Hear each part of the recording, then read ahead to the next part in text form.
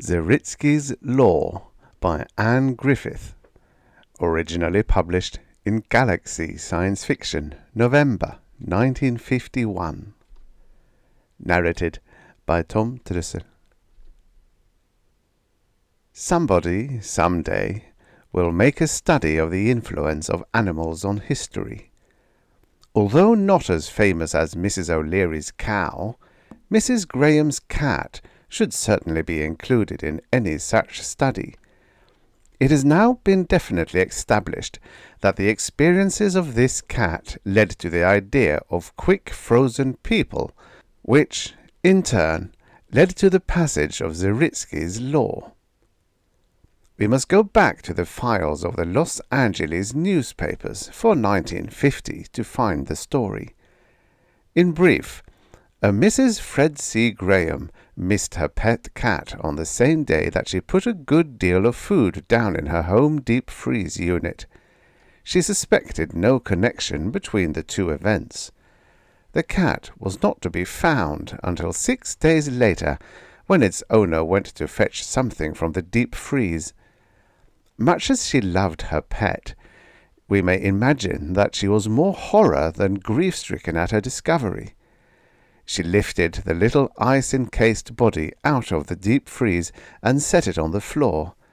Then she managed to run as far as the next-door neighbor's house before fainting. Mrs. Graham became hysterical after she was revived, and it was several hours before she could be quieted enough to persuade anybody that she hadn't made up the whole thing. She prevailed upon her neighbor to go back to the house with her. In front of the deep freeze, they found a small pool of water and a wet cat busily licking itself. The neighbor subsequently told reporters that the cat was concentrating its licking on one of its hind legs where some ice still remained, so that she, for one, believed the story. A follow-up dispatch, published a week later, reported that the cat was unharmed by the adventure.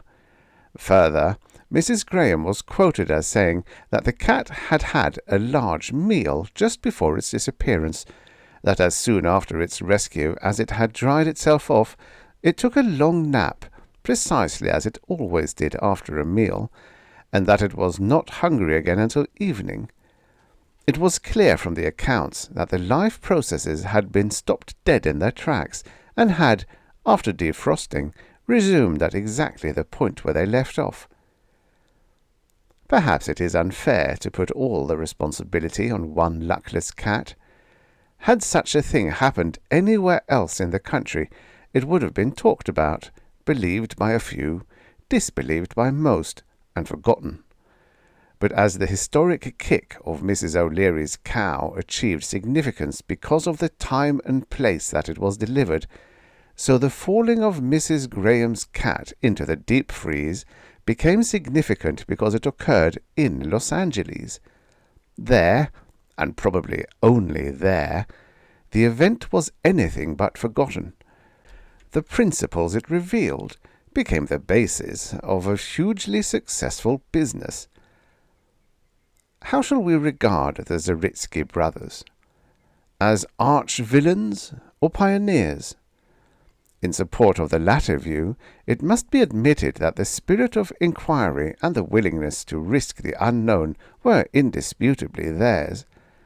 However, their pioneering, if we agree to call it that, was, equally indisputably, bound up with the quest for a fast buck. Some of their first clients paid as high as $15,000 for the initial freezing, and the exorbitant rate of $1,000 per year as a storage charge. The Zeritsky brothers owned and managed one of the largest quick-freezing plants in the world, and it was their claim that converting the freezing equipment and storage facilities to accommodate humans was extremely expensive, hence the high rates. When the early clients who paid these rates were defrosted years later, and found other clients receiving the same services for as little as $3,000, they threatened a row, and the Zeritskys made substantial refunds.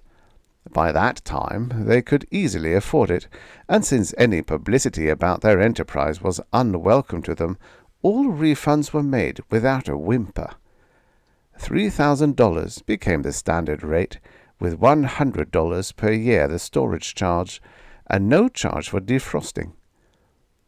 The Zeritskys were businessmen, first and last. Anyone who had the fee could put himself away for whatever period of time he wished, and no questions asked. The ironclad rule that full payment must be made in advance was broken only once, as far as the records show. A certain young man had a very wealthy uncle residing in Milwaukee, whose heir he was, but the uncle was not getting along in years fast enough. The young man, then 18 years old, did not wish to waste the best years of his life as a poor boy. He wanted the money while he was young, but his uncle was as healthy as he was wealthy. The Zeritskys were the obvious answer to his problem. The agreement between them had been preserved. They undertook to service the youth without advance payment. They further undertook to watch the Milwaukee papers until the demise of the uncle should be reported, whereupon they would defrost the boy. In exchange for this, the youth, thinking of course that money would be no object when he came out, agreed to pay double. The uncle lived 17 years longer, during which time he seems to have forgotten his nephew, and to have become deeply interested in a mystic society, to which he left his entire fortune. The Zeritskys duly defrosted the boy, and whether they or he were the more disappointed is impossible to imagine. They never forgot the lesson, and never made another exception to their rule. He, poor fellow, spent the rest of his life, including the best years, paying off his debt, which, at $3,000, plus 17 years at $100 per year, and the whole doubled, amounted to $9,400. The books record his slow but regular payments over the next 43 years, and indicate that he had only $250 left to pay when he died. We may, I think, assume that various underworld characters who were grateful ex-clients of the Zeritskys were instrumental in persuading the boy to keep up his payments. Criminals were the first to apply for quick freezing, and formed the mainstay of the Zeritsky's business through the years. What more easy than to rob, hide the loot, except for that all-important advance payment, present yourself to the Zeritsky's, and remain in their admirable chambers for 5 or 10 years, emerge to find the hue and cry long since died down, and the crime forgotten, recover your haul, and live out your life in luxury. Due to the shady character of most of their patrons, the Zeritsky's kept all records by a system of numbers. Names never appeared on the books, and anonymity was guaranteed. Law enforcement agents, looking for fugitives from justice, found no way to break down this system, nor any law which they could interpret as making it illegal to quick freeze. Perhaps the truth is that they did not search too diligently for a law that could be made to apply.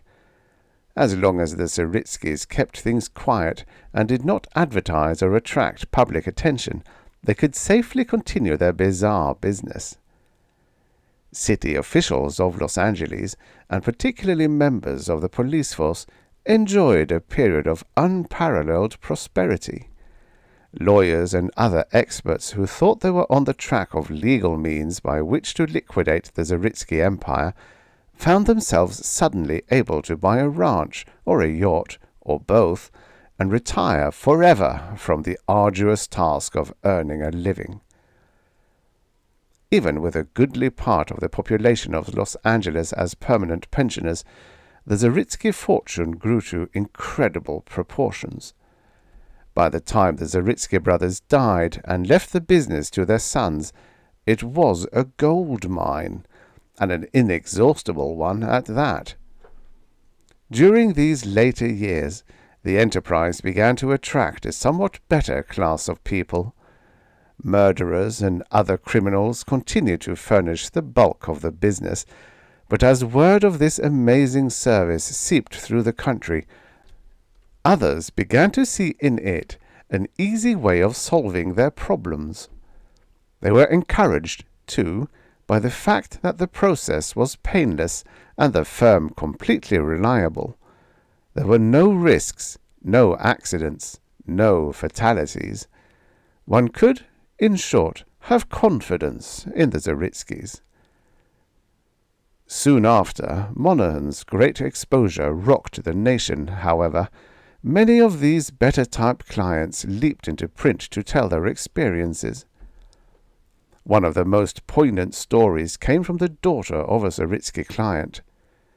Her father was still, at the age of 102, passionately interested in politics, but the chances of his lasting until the next election were not good. The daughter herself suggested the deep freeze, and he welcomed the idea. He decided on a 20-year stay because, in his own words, "If the Republicans can't get into the White House in 20 years, I give up." Upon his return, he found that his condition had not been fulfilled. His daughter described him as utterly baffled by the new world. He lived in it just a week before he left it, this time for good. She states his last words were, "How do you people stand it?" Some professional people patronized the Zeritskys, chiefly movie stars. After the expose, fan magazines were filled with accounts of how the stars had kept youthful.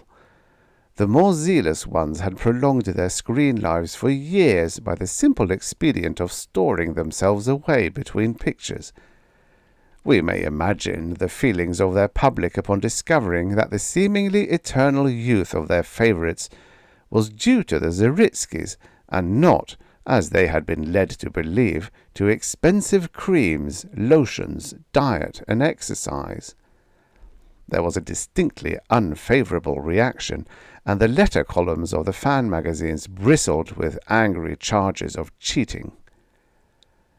But next to criminals, the majority of people who applied for quick freezing seems to have been husbands or wives caught in insupportable marital situations. Their experiences were subsequently written up in the confession magazines. It was usually the husband who fled to Los Angeles and incarcerated himself for an appropriate number of years, at the end of which time his unamiable spouse would have died or made other arrangements. If we can believe the magazines, this scheme worked out well in most cases. There was, inevitably, one spiteful wife who divined her husband's intentions. By shrewd reasoning, she figured approximately the number of years he had chosen to be absent, and put herself away for a like period. In a TV dramatization rather pessimistically entitled, "You Can't Get Away," the husband described his sensations upon being defrosted after 15 years, only to find his wife waiting for him right there in the reception room of the Zeritsky plant. "She was as perfectly preserved as I was," he said. "Every irritating habit that had made my life unbearable with her was absolutely intact." The sins of the fathers may be visited on the sons, but how often we see repeated the old familiar pattern of the sons destroying the life-work of the fathers. The Zeritsky brothers were fanatically meticulous. They supervised every detail of their operations and kept their records with an elaborate system of checks and double-checks. They were shrewd enough to realize that complete dependability was essential to their business. A satisfied Zeritsky client was a silent client. One dissatisfied client would be enough to blow the business apart. The sons, in their greed, overexpanded to the point where they could not, even among the four of them, personally supervise each and every detail. a fatal mistake was bound to occur sooner or later. When it did, the victim broadcast his grievance to the world. The story appeared in a national magazine, every copy of which was sold an hour after it appeared on the stands. Under the title, "They Put the Freeze on Me," John A. Monaghan told his tragic tale. At the age of 37, he had fallen desperately in love with a girl of 16. She was immature and frivolous and wanted to play around a little more before she settled down. "She told me," he wrote, "to come back in 5 years, and that started me thinking. In 5 years I'd be 42, and what would a girl of 21 want with a man twice as old as her?" John Monaghan moved in circles where the work of the Zeritskys was well known. Not only did he see an opportunity of being still only 37 when his darling reached 21, but he foresaw a painless way of passing the years which he must endure without her. Accordingly, he presented himself for the deep freeze, paid his $3,000 and the $500 storage charge in advance, and left, he claimed, written instructions to let me out in 5 years so there'd be no mistakes. Nobody knows how the slip happened, but somehow John A. Monaghan, or rather the number assigned to him, was entered on the books for 25 years instead of 5 years. Upon being defrosted and discovering that a quarter of a century had elapsed, his rage was awesome. Along with everything else, his love for his sweetheart had been perfectly preserved, but she had given up waiting for him and was a happy mother of 2 boys and 6 girls. Monaghan's accusation that the Zeritskys had ruined his life may be taken with a grain of salt.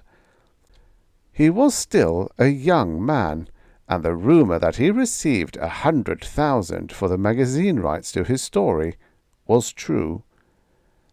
As most readers are aware, what has come to be known as Zeritsky's Law was passed by Congress and signed by the President 3 days after Monaghan's story broke. 75 years after Mrs. Graham's cat fell into the freezer, it became the law of the land that the mandatory penalty for anyone applying quick freezing methods to any living thing, human or animal, was death. Also, all quick frozen people were to be defrosted immediately. Los Angeles papers reported that beginning on the day Monaghan's story appeared, men by the thousands poured into the city. They continued to come, choking every available means of transport for the next 2 days, until, that is, Zeritsky's Law went through. When we consider the date, and remember that due to the gravity of the international situation, a bill had just been passed drafting all men from 16 to 60, we realized why Congress had to act. The Zeritskys, of course, were among the first to be taken. Because of their experience, they were put in charge of a military warehouse for dehydrated foods and warned not to get any ideas for a new business.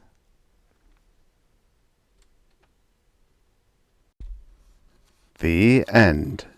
Subscribe for your daily stories of futures past.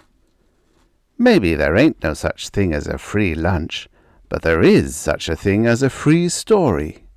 Enjoy.